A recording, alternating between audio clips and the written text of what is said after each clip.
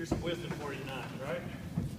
He says, my son, do not forget my teaching, but let your heart keep my commandments. For length of days and years of life and peace they will add to you. Let not steadfast love and faithfulness forsake you. Bind them around your neck.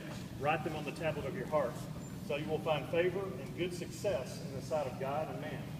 Trust in the Lord with all your heart. Don't lean on your own understanding. In all your ways acknowledge him, and he will make your path straight. Don't be wise in your own eyes. Fear the Lord and turn away from evil. So just a short passage there, but what is he saying, right? He's saying, if you find your delight in the Lord, if you really listen for him and follow what he's saying and you trust in him, your life's different, right? It makes a difference.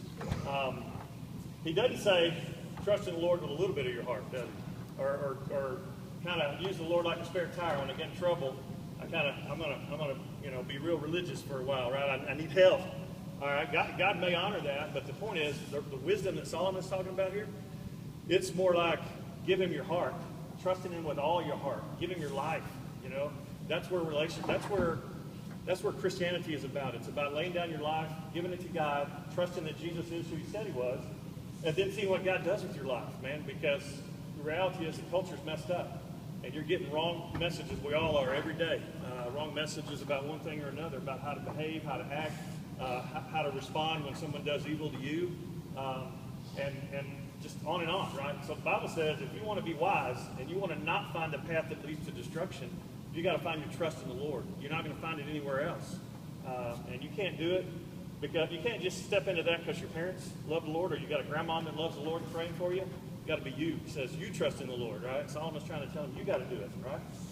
So, and it's one thing to think about doing it. It's one thing to think it's a good idea, kind of give it some respect. It's another thing to get in the boat, right? And so, the writer Solomon is saying,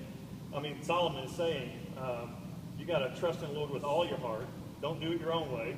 Don't lean on your own understanding and follow him, right? Doesn't matter what the world is saying. So that's my challenge to you tonight. We all need to think about, where am I doing things that are not in line with God's direction? Maybe in line with everybody else is telling me to do, but they're not in line with what God says. Go get in line with God, right? That's what trusting the Lord with all your heart is all about. So, all right. Any prayer requests from you guys tonight? Yes, sir.